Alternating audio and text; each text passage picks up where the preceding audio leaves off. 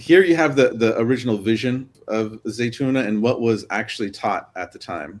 During that those few years in which Sheikh Hamza was teaching, and there was 200 plus students.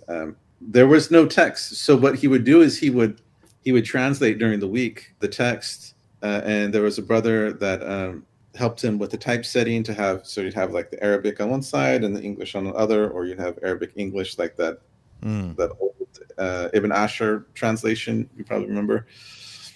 So everything was all based on the Mutun. So this is all prior to 9/11.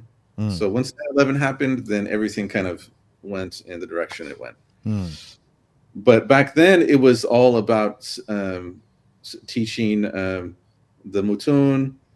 It was all about kind of connecting to that Mauritanian tradition of simple Islam, of having firm foundations in all the sciences. Yeah, so this website was around what, 97, 98. Yeah. So the goal at Zaytuna was basically to produce ulama who trained in the mutun, right? 100%. So clearly now it's a university, right, or a college that's going to eventually be a university.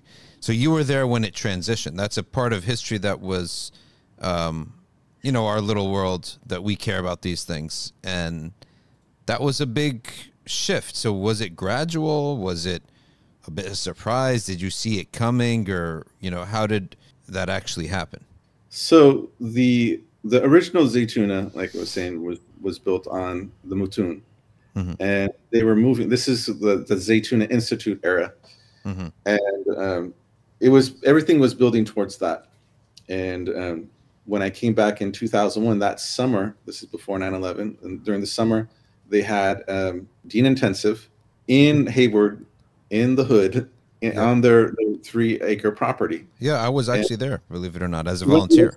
Yeah, I was there as a volunteer. Yep. That's the one. Sheikh bin Baya came. Sheikh al-Yaqubi was there too. Yep. Yeah. Oh, I didn't know that. Yeah, I would take the train from Fremont all the way to Hayward. I walked one time because I missed the bus, and I walked from Fremont all the way to the school in Hayward. Yeah, so there was all these. It was all everyone was camping in these tents, and we had this all the classes. So everything was moving towards that. As soon as 9/11 happened, then classes were canceled, and Sheikh Hamza started giving lectures all over the country. Yeah, basically, the way that the sentiment was that we weren't sure exactly what America was going to do with the Muslims. So there was a big push that we need to go and give da'wah. We need to tell people about Islam. Yeah, and that was like I guess triaging that folks at that time thought was necessary. It was very jarring. So he was gone. He was no longer in the Bay Area. SubhanAllah. In fact, the folks that were in other cities were probably seeing him more than us. So everything kind of changed in the fall of 2001. The set of classes that we were going to cover was like a class on history of Islam. It was all like history, just kind of the next steps of Zaytuna, of we want to really establish the foundations of what Islam is like pre-colonization. So Muhammad Yaqubi gave a class on the history of Islam, and he would focus on areas of colonization and of the mindset. There was going to be this set of classes where Sheikh Hamza was going to focus on. There's a work in a Mauritanian poem that covers all of the battles and skirmishes of the Prophet and the Sahaba. It was going to be that class, and then it was going to be Thomas Cleary he translated The Art of War by Sun Tzu and a commentaries. So it was going to be this kind of study of history. So, but once 9/11 happened, everything kind of shut down, and Sheikh started giving lectures, and really we didn't know what to do. And in fact, at that time, I even gave a class because there's no classes. Well, we need to have classes, because they're teaching. And I'm like, well, I just came back from Syria. I could teach how to read and write. You got to get something on so that wasn't Sheikh Sadiq still there? This is just before Sheikh Saleh came. Oh, I see. Okay. Yeah, so there was any classes, and he was just traveling constantly. And then from that point on, he was not giving classes really anymore. Sheikh Hamza in the community.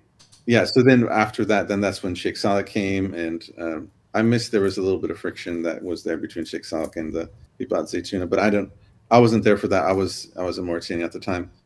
So then when I came back from Mauritania, I thought the vision was still like it was. You know, we're going to teach Mutun, everything. Okay, okay, I did what you guys said. Mm-hmm. Go overseas, study Mauritania. That's the minhaj. We come back, and then, you know, they changed the vision, and they said we don't want to do community work anymore. And then there was a move towards opening up a college. So that's when they had a pilot program, which they brought in Imam Zaid, and they were still teaching Mutun at the time. Sheikh Imam Zaid was teaching Mutun, teaching Shafi fiqh, everything. Everything was still on the minhaj, more or less. But then there was this other voice of like, no, we need to integrate into society. We need to be more American, as opposed to saying, no, let's be kind of a mirror towards America and be a place of change. Okay, this is how we should live. But no, there was kind of inklings of we need to integrate more. So once they decided to go and become a college, then that's where things changed. Because not just because they wanted to be a college, but they wanted to be accredited. So the Imam Zaid wrote up like a curriculum, an initial curriculum for Zaytuna College, and it was like a Syrian Institute. Like you would study Qatranada, you would study all the traditional texts, but like organized according to classes, like university. But those classes didn't meet, or at least that structure didn't meet the accreditation body's standards as far as like what the classes should look like. They need to be transferable to other universities.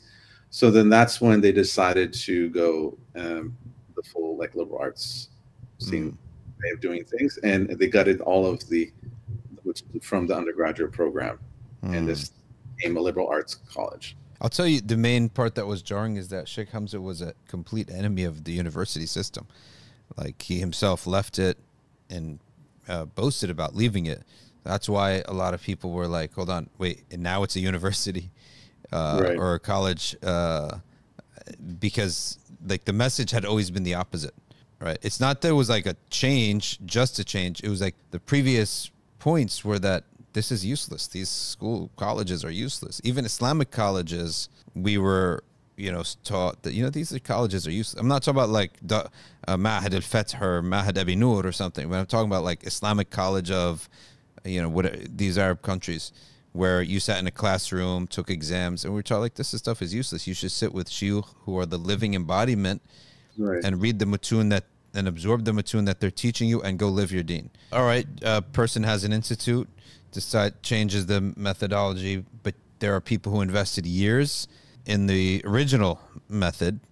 But here's the thing, it's not just invested years, it required a sacrifice from a lot of people.